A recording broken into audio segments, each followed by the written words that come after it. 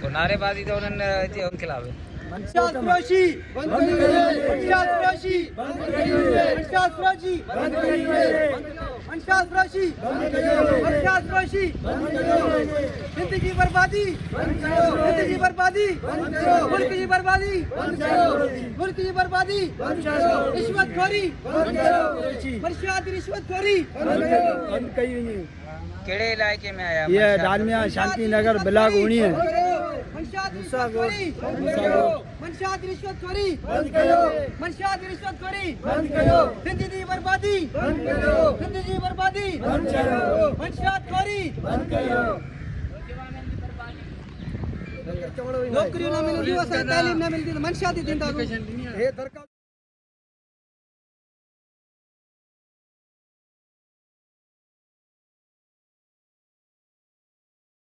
असीं थाणे ते वञूं था, थाणे वारा असांजी को नथा ॿुधनि।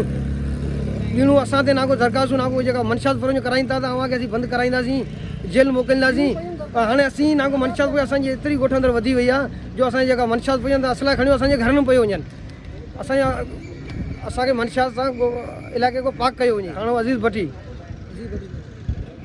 असांजे दरख़्वास्तूं DIG खे ॾिनियूं थी, IG खे ॾिनियूं थी। असां हर माण्हू खे चयो आहे, थाणे ते आहियूं, थाणे वारा असांजी ॿुधण लाइ को तयारी न आहे। 15 साल जी पुरानी सुबुह खां वठी अॼु ताईं असांजे नाको असीं नाको ॿीणूं थाणे वारा असांखे धमकाए असांखे बंदि करण जी कोशिशि करे रहिया आहिनि। सुबुह खां वठी कल्ह खां वठी असांखे नाको थाणे तां फ़ोनियूं अचनि पियूं त अव्हांखे असीं बंदि करे जेल कराईंदासीं।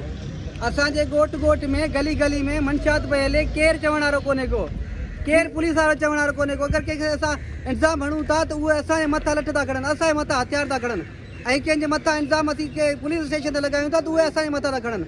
असां तमामु अहिड़े जेके जेके असांजे हुकुमरान आहिनि उन्हनि खां अपील आहे, ऐं जेके बस वारा उन्हनि खां अपील आहे त असांजे ॻोठ मां गली मां इहा मनशाद बंदि कई वञे। असां नौजवाननि खे तइलीम ॾिनी वञे, नौकरियूं ॾिनियूं वञनि, इहे जेको आहे सो रोज़गार ॾिनो वञे, मनशाद बंदि करे ऐं जेको आहे असांजे जेको आहे सो ख़तमु कयो वञे। जेके असांजे मथां जेके इहे सवार था कनि, जेके भूत सवार था कनि, इहे ख़तमु कयो वञनि। राति खां वठी असांखे पुलिस वारा धमकियूं था ॾियनि था, दरख़्वास्त असांजे ख़िलाफ़ु ॾियो छो था त मनशाद जे ख़िलाफ़ु छो था दरख़्वास्तूं ॾियो। जानी जोखियो असां को बि नुक़सानु पहुचो, ख़तरो थियो त जानी जोखियो हुनजो ज़िम्मेदार आहे।